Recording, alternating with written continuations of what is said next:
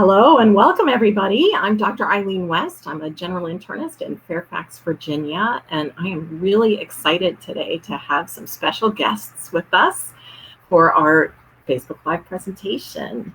I am so excited to announce that we have formed a collaboration with a physical therapy group, and we are going to be offering some wonderful services in the practice with them. And so I'm here today to talk about one of the first things that we'll be doing, which is introducing functional fitness assessments, is Sarah Contrada and Josh D'Angelo.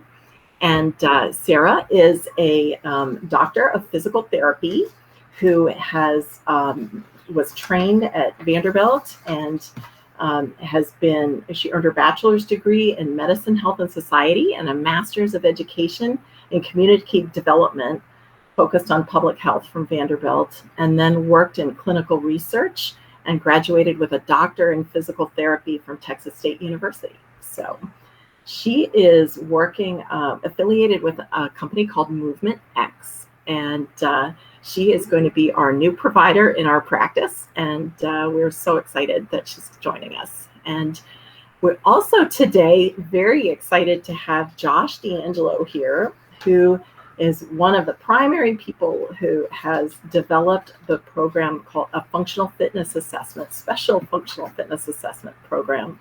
And he is also a doctor of physical therapy and a board certified orthopedic specialist in physical therapy. He has co-founded and directed global organizations centered around improving access to healthcare and innovating healthcare delivery. And he is also the co-founder of MovementX. So we are very fortunate to have both of you all here today. So Sarah, do you want to go ahead and tell us a little bit about yourself? Sure. Yeah. Hi, everyone. So my name is Sarah, as Dr. West mentioned, and I am so excited to be working with Dr. West's practice and getting to meet all her lovely patients. I have a background in movement, so even before I went back to school to become a PT, I was a yoga teacher and I teach bar classes. So fitness and movement and healthy aging has always been a focus of my goals as a professional to help those who are working to meet their goals and to improve their health for the long term.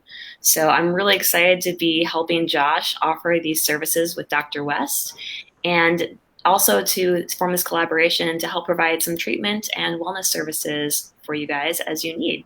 So also I do treat pelvic health and orthopedic issues. So looking forward to meeting you guys and hope to have some fun today to teach you a little bit more about what we're planning to do. Great. Josh, tell us a little bit about how you got started with, where did MovementX come from?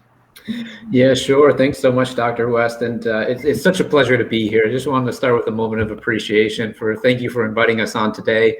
And thank you for inviting us to collaborate with you as part of this amazing vision you have for the community that you want to develop and really the premium services that you want to offer your members. We're really inspired by your vision. And since we started talking, we've also really resonated with the values that you express and that you bring to life every day in the clinic. So thank you so much for the opportunity. We're very much looking forward to it. A bit of background about MovementX is that we in our industry in physical therapy are passionate about the concept of movement. And when we think about movement, we really think about how it influences and impacts every single thing that you do on a day-to-day basis. It influences how you walk, how you run, how we're sitting right now, how we're going to stand and get up and move. It's the first thing that we do when we get up in the morning, how we roll out of bed, stand up, and many of us head to the shower. It's the last thing that we do at night as we lay down into bed, roll over, and find a comfortable position to go to sleep. And so in physical therapy, we really focus on helping people to maximize their movement. And our mission at MovementX is to help people move their best so they can live their best.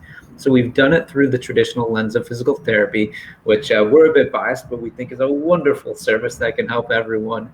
But what we have collaborated to start to offer is also functional fitness assessments through your practice. And the basic concept of the functional fitness assessment is that we understand how important movement is in our day-to-day lives. But what we've come to also understand over the course of time is that movement is very predictive. It's predictive in things like, believe it or not, how long we're going to live, how well we're going to age, what our function is going to be like in 10, 20, 30, 40 years from now.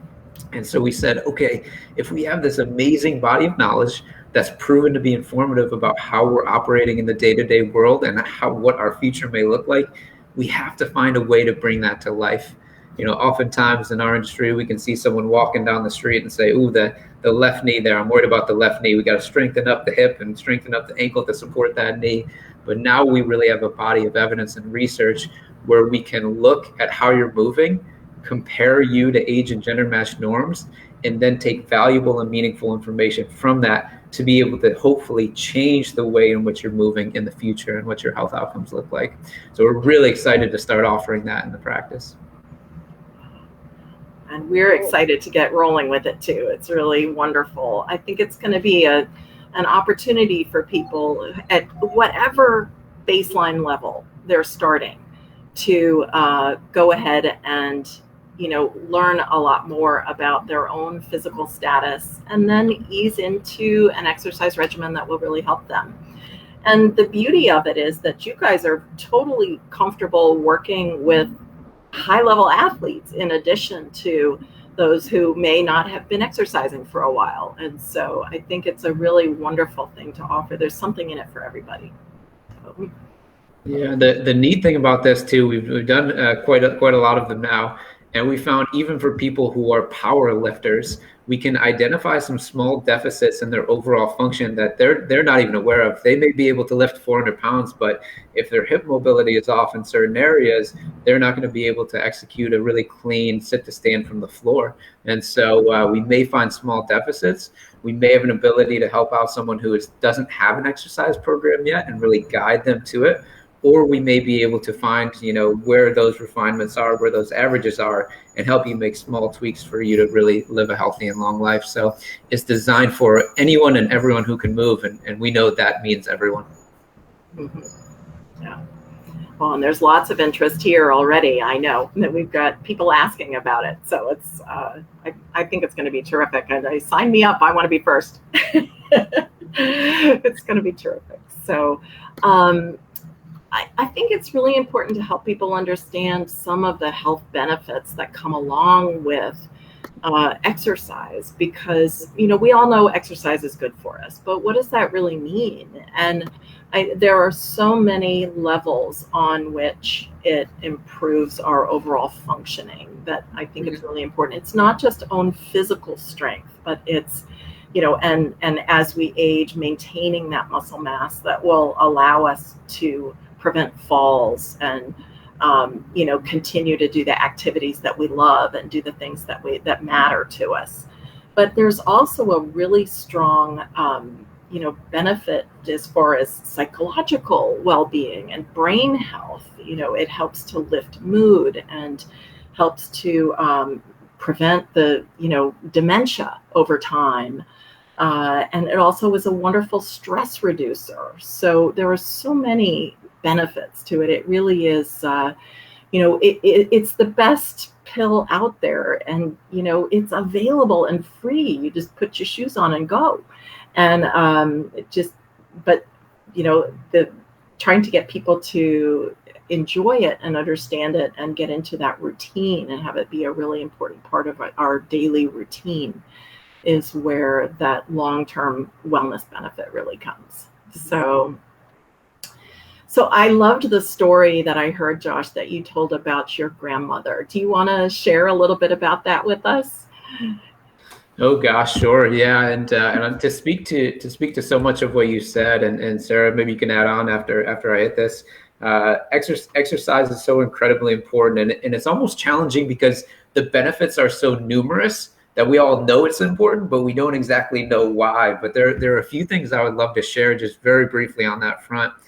Number one, you spoke to if exercise was a pill, everyone in the world would be taking it, right? And there's some research that came out that called it the quote unquote wonder drug because it has so many benefits to it. And as we were developing this functional fitness assessment, we know our industry and we know movement well, but there are some stats that just blew us away from the research. For example, walking speed at age 45 was predictive of cognitive decline later in life, decades later. Just walking speed, and a change of 3 inches per second could make a significant difference. There was one fascinating study that looked at grip strength, so how strong your grip is essentially, and it found that in adolescence, grip strength was actually predictive of, believe it or not, suicide risk. And you spoke about the psychological benefits of movement and exercise. The authors hypothesized it was because those adolescents who didn't have strong grip strength probably weren't getting out. They probably weren't socializing as much. They probably weren't engaging in sporting activities. And that would lend itself toward lower muscle mass or atrophy and overall lower grip strength score. And so if you speak to the psychological benefits of it, they're there as well. So just absolutely fascinating body of research. But Sarah, is there anything you want to add to that? Then I'll be more than happy to share the story about my grandmother.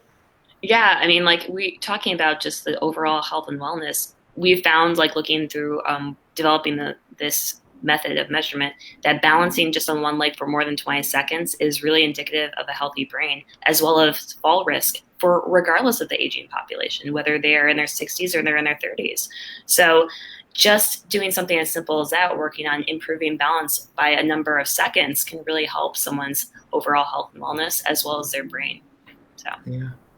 It's amazing. Very simple things can take you so far. But okay, the grandmother story. We'll tell the grandmother story. So my grandmother, so I was born and raised up in Ann Arbor, Michigan, and went to the University of Michigan for undergraduate. And they came down here to George Washington University in the DC area for graduate school. And I was close with my grandmother my whole life. She lived up in Ann Arbor, Michigan as well. And when I would go back to visit her, I would always, stop by, say hello, et cetera, and maintain a close relationship with her. When she was 92 years old, I believe it was, she, like many other individuals later on in life, had a lower degree of balance and unfortunately fell, and she fractured her hip. And so she ended up having a hip replacement surgery, essentially, and they put a metal rod in her femur and in her hip. And over the course of time, when she was rehabbing, she had a really difficult time with it. She had to use her walker. Over the course of time, she had to use a cane, and she really did not like using the assistive devices. And so I said, Grandma, you know what this means? If you're going to transition off of using a walker or off of using a cane, you're going to have to start exercising. But here was the catch, Dr. West and Sarah. The catch was that at 92 years old, somehow she had not exercised for a single day in her life yet. So she really didn't even really understand what the concept of exercise was. But the time had come where she really needed to do it. And so she was resistant to it at first. But after kind of poking and nudging and sharing some of the benefits with her, she said to me, she finally came around, she said, okay, I'll start exercising if you teach me how to do it. And so I said, of course, Grandma, I would love to teach you how to do it. And so we started an exercise program together when I was home and visiting her. And she started going to the local rec center 3 times a week. And the neat thing about it is that not only did it bring us closer as a family, but you really got to see the improvements that she made over the course of time. She reduced her reliance on the walker. She was able to transition back to a cane and even do a little bit of walking all by herself, all the way up to the time when she was 98 years old and passed away. So it's just a really meaningful story for me. When I'm working with clients or thinking about these assessments, I'm thinking about my grandmother and how we could have helped her both early on in her life and later on in her life.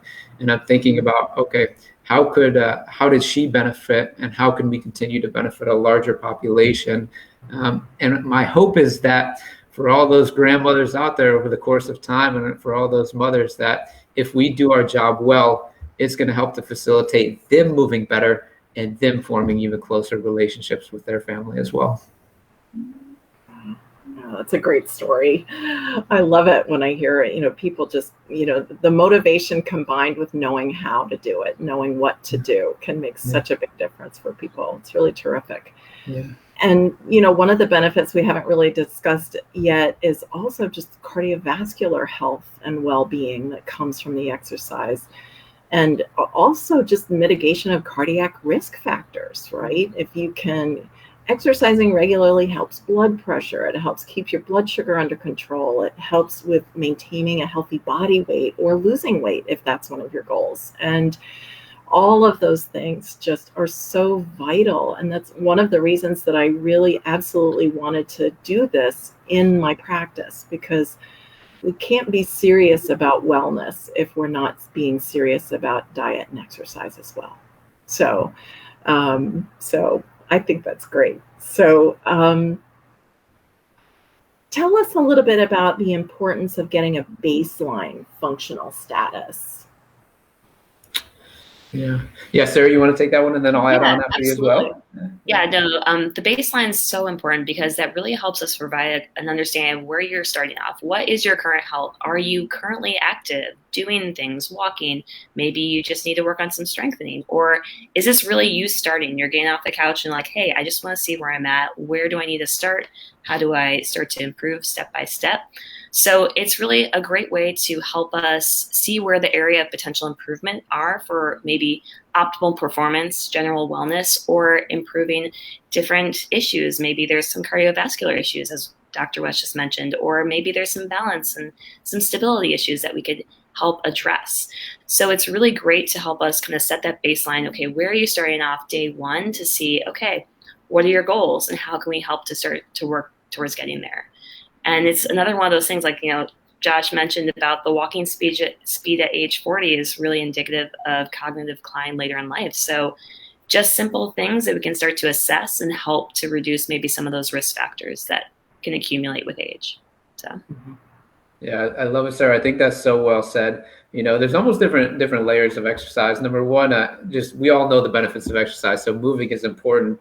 But number two, what is your intention with exercise? There are so many different ways to do it. We really get the opportunity with this functional fitness assessment to discuss your goals. So what are your goals? Is it a medical measurement? Is it a certain way that you might feel, that you want to be out of pain? Do you want to feel more energetic? Do you want to feel comfortable with your exercise? Do you want to be part of a community that is exercising together? So for all of those different desires or goals, there's also different ways we can help you to facilitate a very meaningful and impactful exercise program. And to get to your question, Dr. West, I think what's neat is that having the baseline allows us to measure, are you functionally improving over time? And having the goals also helps us to reflect on, have we met the desire that brought you here in the first place? Have we really met your why of coming? Maybe it's just to assess how you're performing. Maybe it's to really start something more meaningful and improve one of those specific measurements. So like we say in the medical and the physical therapy fields, we like to have signs of objective and subjective improvement. We want to know based on the numbers you're getting better, and we also want to hear reports that you're feeling better on top of that. That's great. Yeah. So let's talk about, since this is Physical Fitness Month, why don't we go ahead and talk about some of the ways that our people can use just to get moving? Where do you start? Let's say you've had an injury and you've come back from it and you haven't exercised for a while, and it was winter and it was dark and cold and icy out there and you didn't want to go out, and now spring is coming, and where do people start?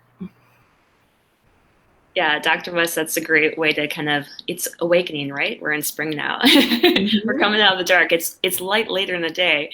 So, it depends on you. I always say, start small. If you are going from 0 to 100, let's kind of take it up down a notch to 10, and maybe start off by just taking the stairs. If you, instead of taking the elevator, maybe try taking the stairs. Maybe not go up 6 flights at the first day, but maybe take a flight or 2 to kind of start building up some of that cardiovascular endurance. And I always tell people, you can park a little bit further away from the grocery store. Make yourself just walk a little bit longer.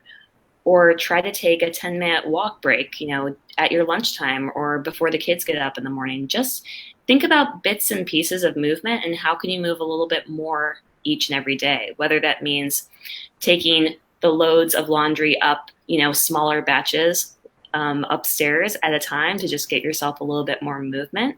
Just thinking about little ways that you can start to add movement throughout your day without thinking, okay, I have to commit to like this program where I work out for 45 minutes every day. That can seem really daunting. So starting off small and adding on a little bit more, maybe each day or each week, can start to make that a little bit more feasible and a little bit less scary.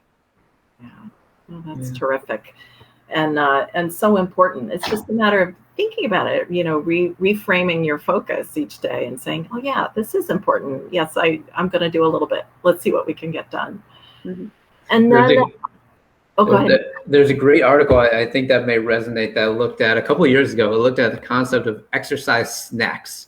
So rather than going to the cabinet and getting a snack to eat, maybe we can go in front of the sink and do a little exercise snack, a little bit of balance or a couple squats or something like that. This study actually looked at just asking a group to do 5 minutes of exercise, 5 exercises, 1 minute apiece, 2 times a day. And it said, as compared to a normal exercise routine, does this group still improve? And the answer was a resounding yes. They found improvements in muscle strength, in muscle size, in muscle power, and more, just from 2 bouts of 5 minutes per day. And so we like to say have your exercise snacks. And Dr. West, I'd be really curious from your perspective on this. A little bit of what we're starting to see in our domain is that people have been kind of quarantined for a long time at this point, and given the success of vaccinations and the larger population being vaccinated and restaurants and things opening back up, what we've started to notice is that for people who were really isolating themselves and not doing much movement, their desire to now move is leading them to realize to say, hey, I've lost a little bit of endurance, or I've lost a little bit of strength. And I think we're at this really interesting time where as people are moving more, they may try what they were doing back a while ago and realize they can't quite do it as successfully. So we think this is even a more important time to be really considerate of how you start moving, to Sarah's point, not going 0 to 100 immediately, but going 0 to 10, then to 20, then to 30. Start at the beginning. Right. But are you seeing the same in your practice a little bit? Oh, absolutely. I mean, I've had people who are coming in with low back and thoracic back discomfort. People who are otherwise healthy, they're like, I never had this problem before. What is this? And I really think there have been so many hours per day for an entire year spent either in front of a computer screen or relaxing on a couch, or people aren't paying quite as much attention to posture. They're literally like their paraspinous muscles and their entire backs are not as strong as they were before, and the core muscles have been not as strong as they once may have been. Because think about it, I mean, the usual activities, when you're getting into your car and driving to the grocery store and walking around the grocery store and picking things up off the shelf and going to the checkout line, and all of those things are normal activities that go away when you order online and it shows up at your front door. There's so many different steps that you just normally wouldn't think about that aren't happening in this time. And so I think it absolutely has had an impact on people. I've seen it go both ways. I've seen the average, I would say, has been some decline in overall wellness and fitness in general, and a lot of anxiety issues that have come up for patients. Sure. And then there's a small subset that have just taken this on by the, bull by the horns, and have started a weight loss program and have lost 30, 40, 50 pounds during COVID, and also have just started and found an exercise regimen. They have signed up for a program like a Peloton type program or something where they're just really suddenly very active. But we've seen injuries too, because they are jumping right in. And you want to do it gradually and be ready.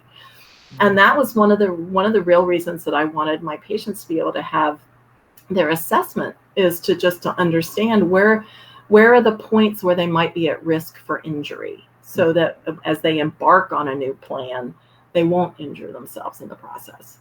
Yeah. So Yeah, I love that thought process, and I think we're at a really interesting time, in our collective journey with exercise. It's a confluence of kind of three things happening.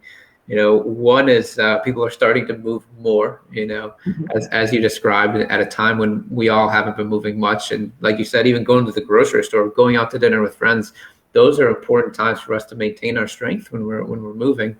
So one is moving more. Two is the emergence really of technology in terms of measuring what we're doing day to day. And so there are a lot of great apps where we can not only participate in exercise, but there's also ways to track our ability with exercise as well, which we could talk about more in a functional fitness examination and see how much we're doing throughout the day so we can be really intentional with our exercise. And then there's a growing body of awareness and public knowledge and research that's coming out that is just further and further and further demonstrating the importance of movement and exercise.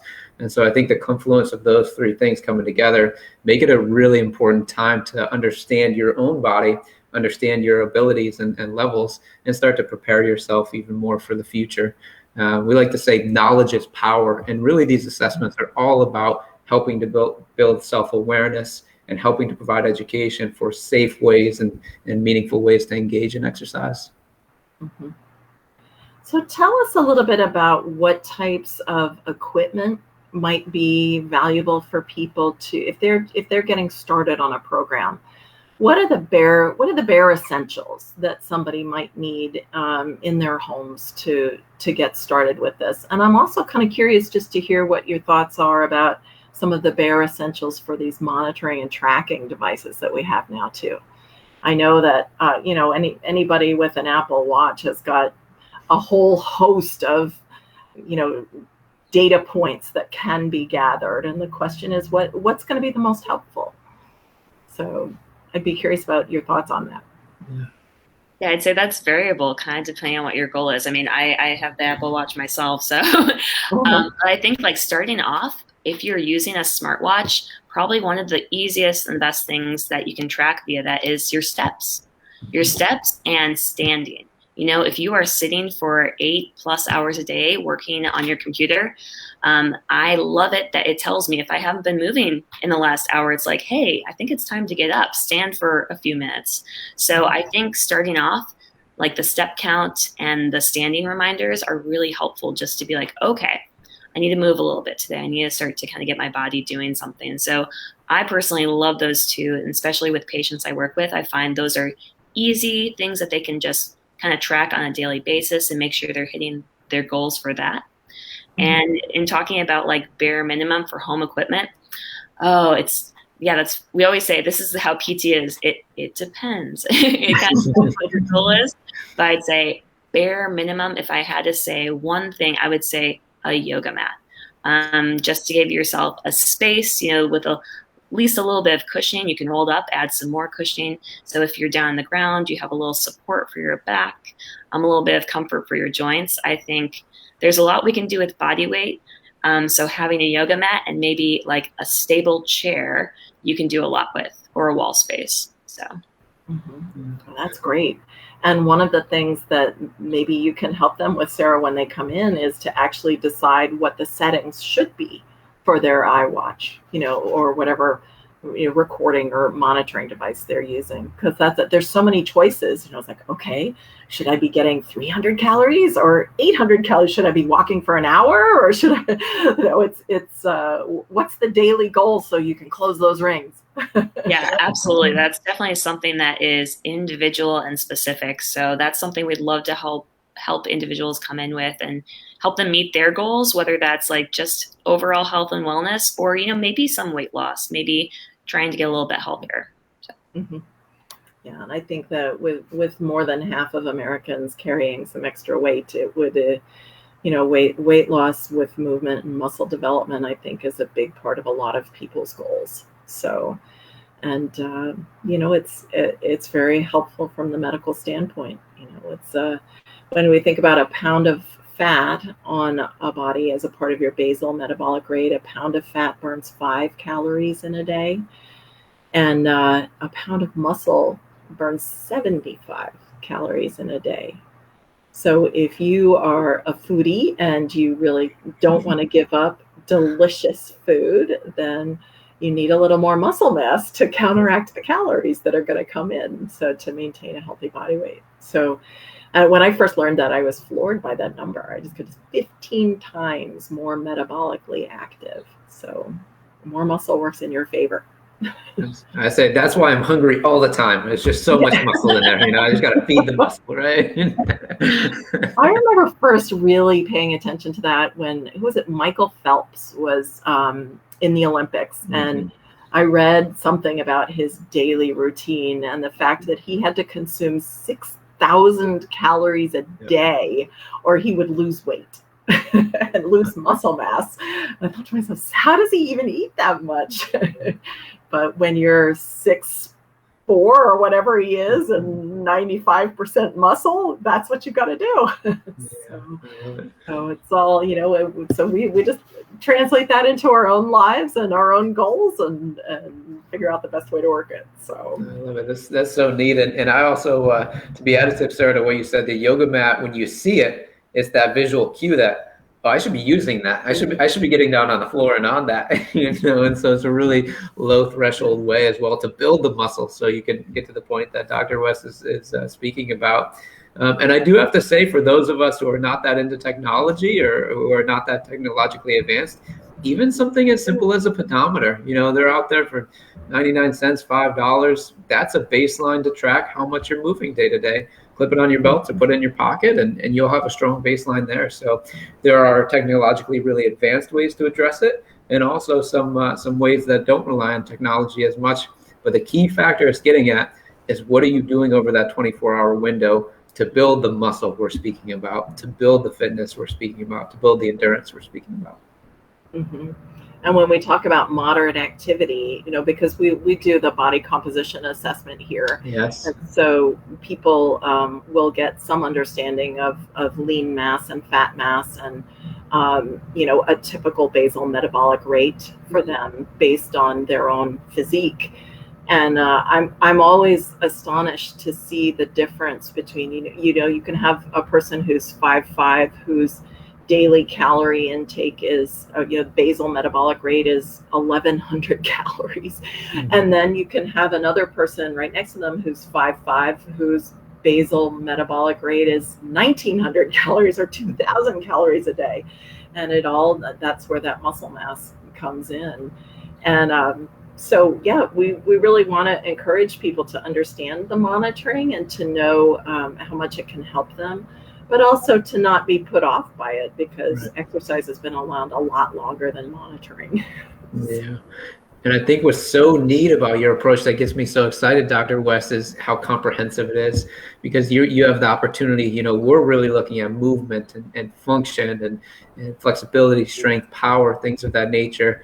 You know, you're looking at the medical side of things. You have a nutritionist, dietitian that you're working with to look at the nutrition side of things. That all comes together with body composition and the measurements you're talking about. So, you know, we talk at MovementX a lot about how we just want to take great care of people.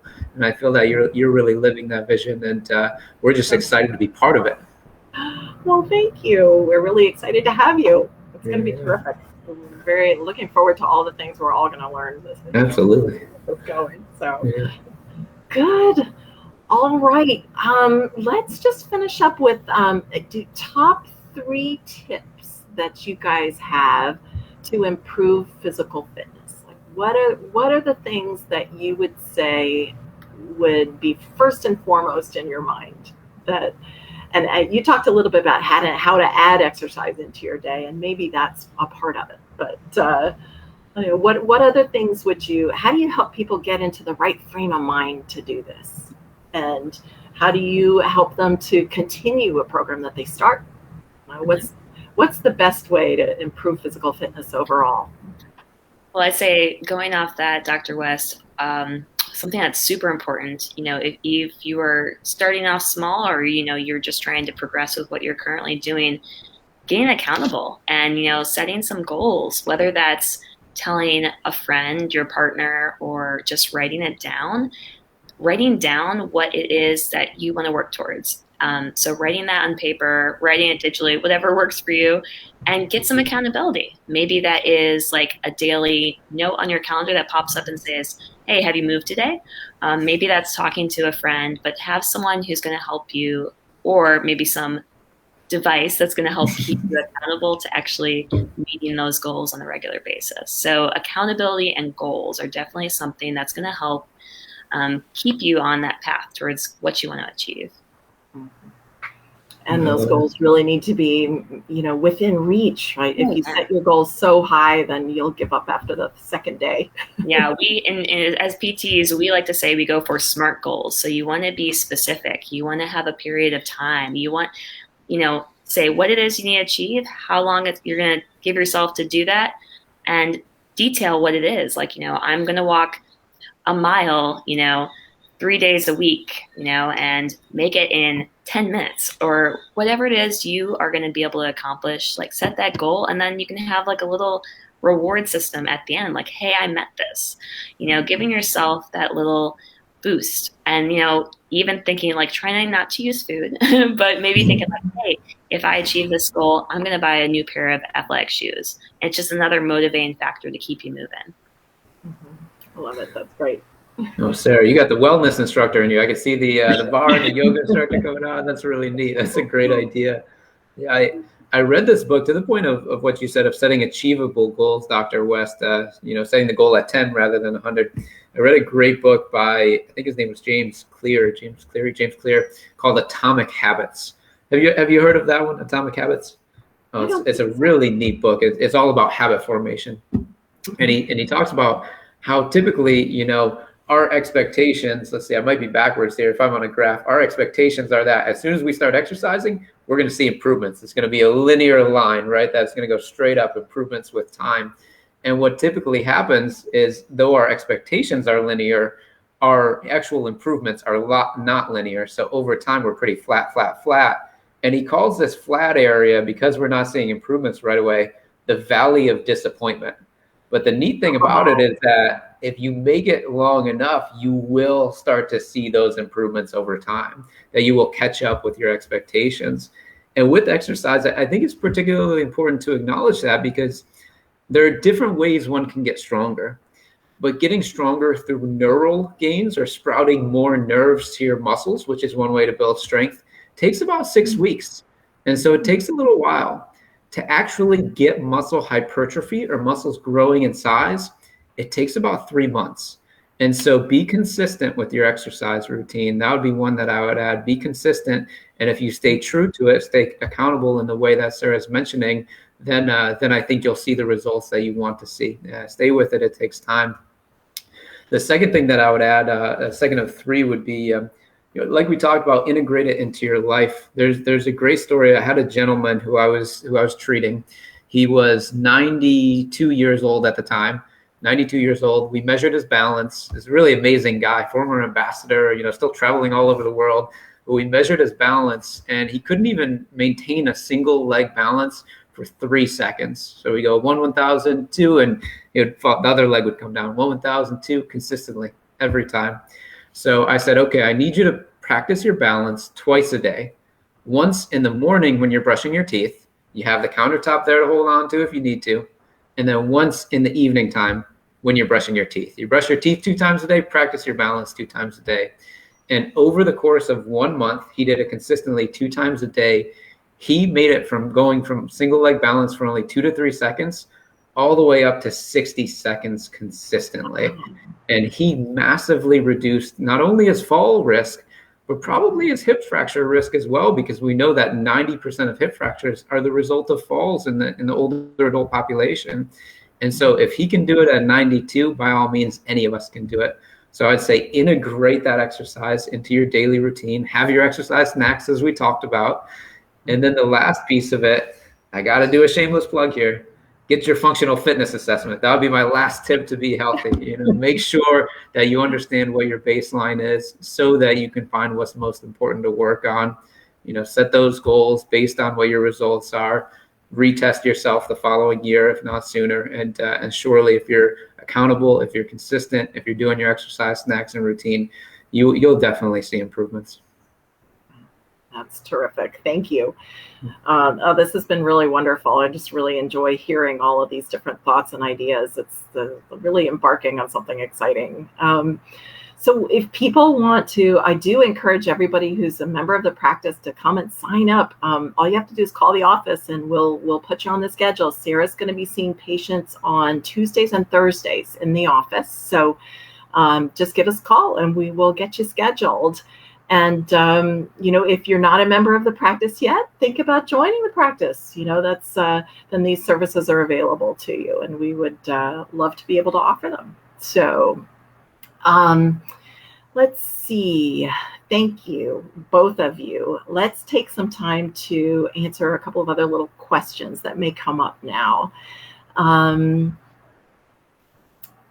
At what age do you recommend getting a functional fitness exam? And I think we've touched on that a bit. Really, it really looks as though at any age there's some benefit to it. We particularly notice benefit as people age, but I think really at any age that assessment is of value, because you can find things that can be worked on just to improve overall, wellness and reduce injury in younger people and in older people. So, yeah. Right? And we purposefully designed the test to be relevant at any age, and we pulled all the normative data we could. So we'll pull whether you're 12 or 92 or 23 or 32. We'll pull the normative data and compare you to your age and gender matched norms. So it's relevant to everyone, and I'm sure everyone will find something that they benefit from. That's great. Yeah. Wonderful. Here's another good one. How do you know when to see a physical therapist? Yeah. So let's take an example like knee pain, for example. When's the right time to say, hey, something's not right here. Maybe I need some help.